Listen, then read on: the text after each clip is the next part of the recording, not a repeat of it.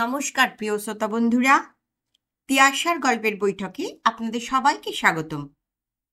এখন আপনারা শুনছেন তিয়াশার গল্পের বৈঠক থেকে গল্প পাঠ। আজকে আমি শীর্ষেন্দু মুখোপাধ্যায়ের লেখা ভগবানের আবির্ভাব গল্পটি পাঠ করে শোনাচ্ছি। শুরু করছি আজকের নিবেদন, ভগবানের আবির্ভাব।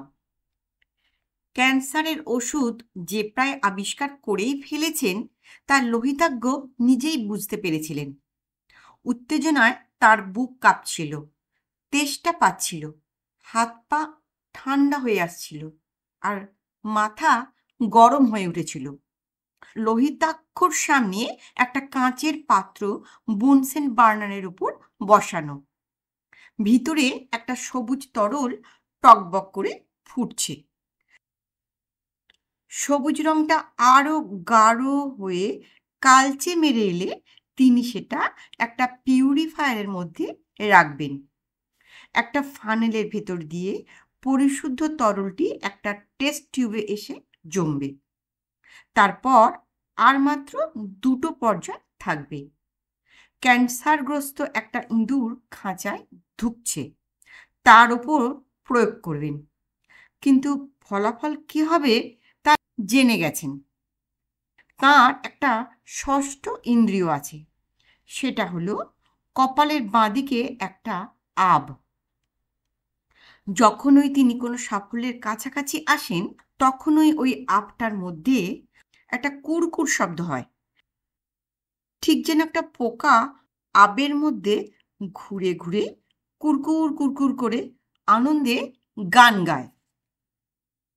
লোহিতাক্ষর আবের মধ্যে পোকাটা এখন কুরকুর শব্দ করছে।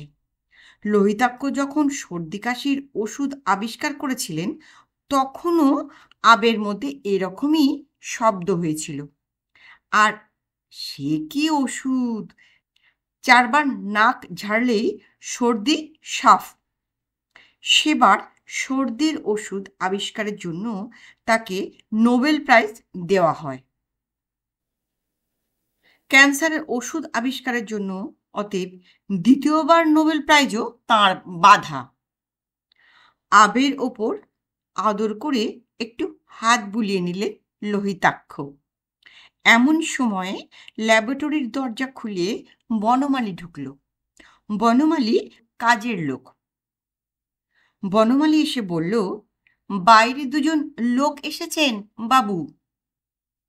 এই সকালে আবার কে এলো রে? তা কি জানি বাবু, একজন বেঁটে, অন্যজন লম্বা।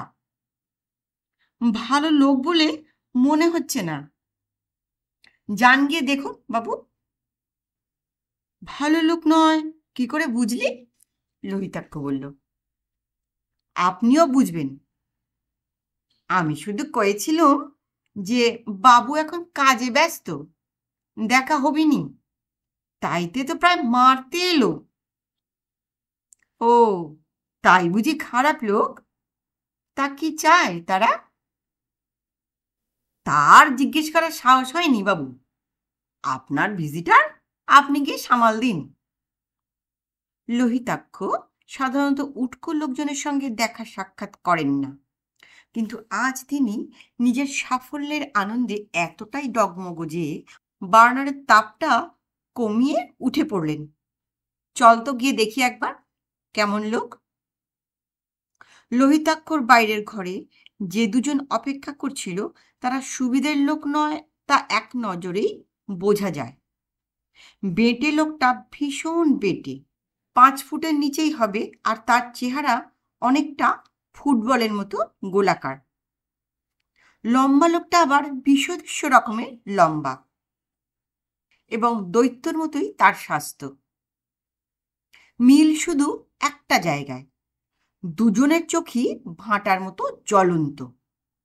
দেখলেই মনে হয় এরা চোখের ইশারায় মানুষের গলা নামিয়ে দিতে পারে। কোন দেশের লোক তাও বুঝবার উপায় নেই। গায়ের রং তামাটে উজ্জ্বল, মুখও ভাবলেশহীন, চুল কালো, সাহেব, বাঙালি, চীনে সবই হতে পারে। কি চাই আপনাদের? লোহিতাক্ষ বলল। বেঁটে লোকটা তার ভাঁটার মতো চোখ দুটোকে আরো গনগনে করে লোহিতাক্ষর দিকে চেয়ে থেকে পরিষ্কার বাংলায় বলল, তুমি জড়িবুটিওয়ালা লোহিতাক্ষ সেন? এ কথায় কার না রাগ হয়? নোবেলজয়ী বৈজ্ঞানিক লোহিতাক্ষ বিশ্ববন্দিত বিজ্ঞানী, তাকে প্রথম পরিচয় তুমি করে সম্বোধন, আর জড়িবুটিওয়ালা বললে তো তার ক্ষেপে যাওয়াই স্বাভাবিক। লোহিতাক্ষ ক্ষেপলেন এবং দাঁত কড়মড় করে বললেন, তার মানে এটা কি ইয়ার্কির জায়গা?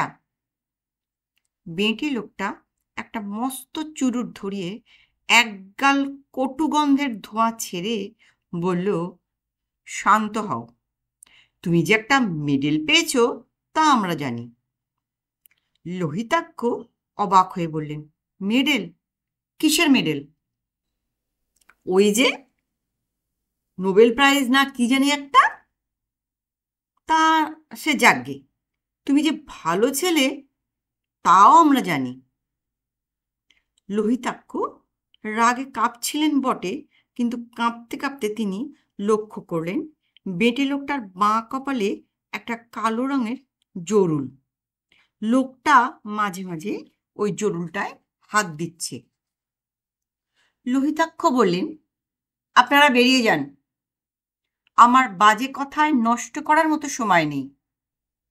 বেঁটে লোকটা একটু গা জ্বালানো হাসি হেসে বলল, হ্যাঁ, কেন কেন, কি এমন রান্না বান্নার কাজে ব্যস্ত আছো? হ্যাঁ হ্যাঁ বলেই লোহিতাক্ষর মুখে এক ঝাঁক ধোঁয়া ছেড়ে লোকটা খ্যাক খ্যাক করে অপমান সূচক একটা তাচ্ছিল্যের হাসি হাসল।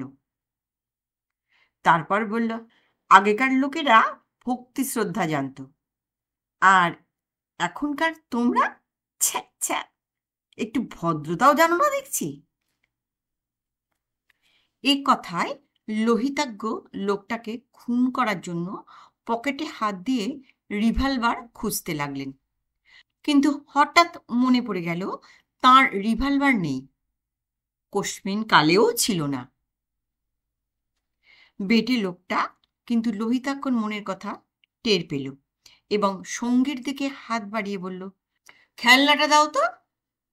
দৈত্যটা একটা রিভলভার বের করে বেটেটার হাতে দিল, আর বেটেটা রিভলভারটা নিজের বুকের দিকে তাক করে ট্রিগার টিপে দিল।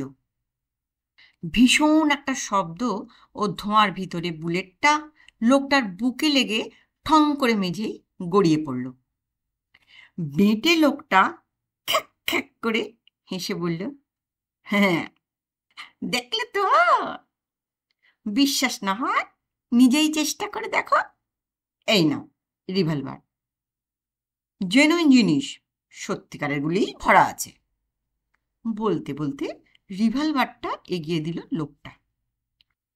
লোকটা সোফায় গা এলিয়ে বসে আর এক কুণ্ডলি ধোঁয়া ছেড়ে বলল, আরে লজ্জা কি, চালাও চালাও।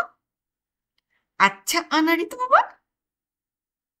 লোহিতাক্ষ রিভলভারটা তুলে দুম করে গুলি করলেন। গুলিটা আগের বারের মতোই লোকটার বুকে লেগে ছিটকে পড়ল। লোকটা আবার খ্যাক খ্যাক করে হাসতে লাগল।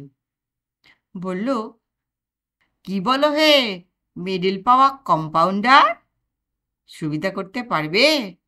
দাও খেলনাটা আমার হাতে দাও।